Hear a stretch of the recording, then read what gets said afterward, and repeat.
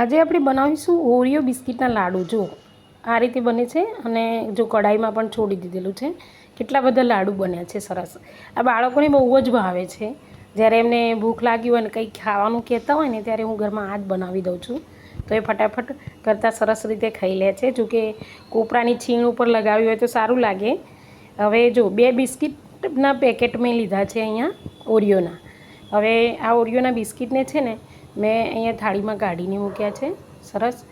હવે ઓરિયોના બિસ્કિટના લાડુ બનાવીએ એ પહેલાં તમે પ્લીઝ સબસ્ક્રાઈબ કરજો, લાઇક કરજો અને કોમેન્ટ કરીને મને ચોક્કસ બનાવજો કે તમને મારી રેસીપી કેવી લાગે છે। પ્લીઝ સબસ્ક્રાઈબ કરવાનું ભૂલતા નહીં।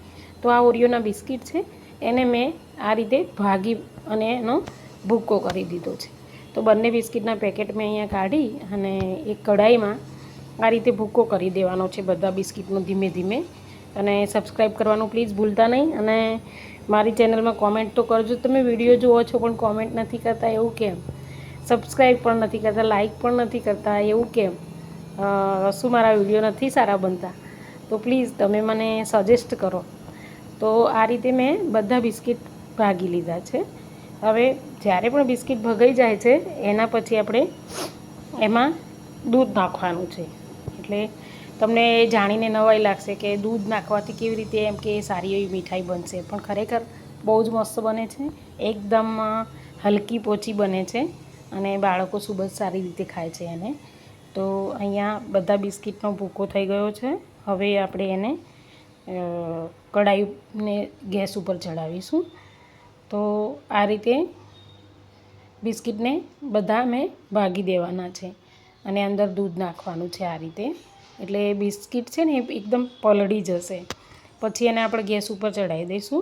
હવે જુઓ કે આટલું દૂધ ચાલે નહીં, એટલે બિસ્કિટ ડૂબે ને એટલું દૂધ લેવાનું છે, વધારે દૂધ લેવાનું નથી। બસ આ રીતે બિસ્કિટ ડૂબે એટલું દૂધ લેવાનું અને પછી આપણે એને ગેસ ચાલુ કરી અને મીડિયમ રાખવાનો છે ગેસ, વધારે ફૂલ કે સ્લો નથી રાખવાનો। અને આ બહુ ઝડપથી હલાવવું પડે। જો તમે હલાવવામાં ધીમેથી હલાવતા હોય તો ગેસ થોડો સ્લો રાખવાનો છે અને એ રીતે આને ફટાફટ હલાવવું પડે છે। બસ જો બિસ્કિટ અંદર મિક્સ થઈ જાય ને એના પછી બધા મેશ થઈ જશે, એટલે એને આપણે ફટાફટ હલાવવું પડશે। કારણ કે આનો જલ્દીથી એ પકડી લે છે, આમ જલ્દીથી એ શીરા જેવું બની જાય છે એનું આખું બેટર, એટલે એને ફટાફટ હલાવવું પડે। જેવી રીતે કે આ રીતે હલાવતા જવાનું, અંદર કંઈ પણ નાખવાનું નથી, બસ એકલા બિસ્કિટ અને દૂધ જ નાખવાનું છે। એટલે જો આ રીતે સરસ મજાનું તૈયાર થાય છે। હવે અંદર થોડા એવા બિસ્કિટ રહી ગયા હોય તો આ રીતે અંદર ભાગી દેવાના છે અને આ રીતે હલકા હાથે હલાવતા રહેવાનું છે।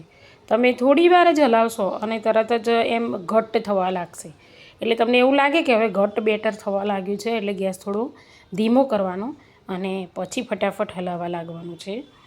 એટલે મેં અહીંયા ગેસ થોડો ધીમો કર્યો છે, કારણ કે અહીંયા બધા બિસ્કિટ અંદર આખું કોઈ રહી ના જાય, અને રહેતા પણ નથી જોકે, અને ગરમ થઈ જાય એટલે ગળી જ જતા હોય છે। હવે એકદમ જો ધીમે ધીમે જાડું સ્ટ્રક્ચર થવા લાગ્યું છે। હવે આ રીતે જાડું સ્ટ્રક્ચર થાય એટલે આ રીતે ગોળ ગોળ એમાં ફેરવવાનું છે અને એમાં બીજું ઘી કે તેલ કે બીજું કંઈ જ નાખવાનું નથી, બસ દૂધ અને બિસ્કિટ એકલું જ નાખવાનું છે। અને એ પણ બિસ્કિટ ક્રીમવાળા ઓરિયો બિસ્કિટ લેવાના છે। જુઓ તમે જોઈ શકો છો કે ગાઢું થવા લાગ્યું છે। હવે ગાઢું થઈ ગયું છે। હવે આપણે ગેસની ફ્લેમ થોડી ફાસ્ટ કરી અને હવે બરાબર એને હલાવીશું, એટલે ફટાફટ એ બની જશે। આ બનાવતા ફક્ત 5 જ મિનિટ લાગે છે, વધારે સમય પણ લાગતો નથી। હવે જો આ રીતે એકદમ ગાઢું બની જાય અને કઢાઈ છોડવા લાગ્યું છે, જુઓ તમે, એટલે કઢાઈ છોડવા લાગે ત્યાં સુધી એને હલાવવાનું છે।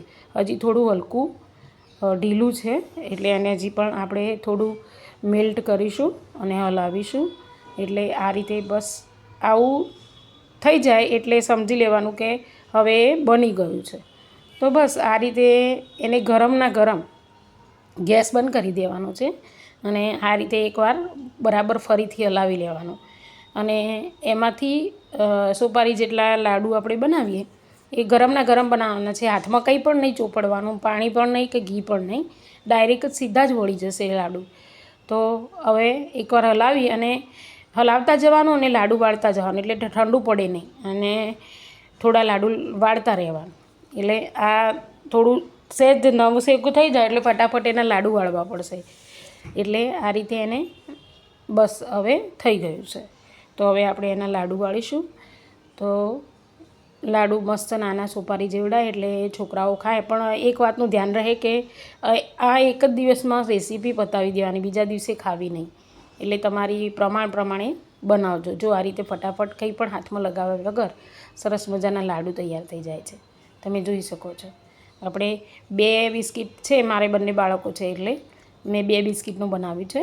તમારી જેટલી અનુકૂળતા, આમ તો થોડું ઓછું જ બનાવવાનું શરૂઆતમાં તો, અને પછી આ રીતે લાડુ બનાવવાના છે. બધા ગોળ ગોળ કરી લેવાના છે.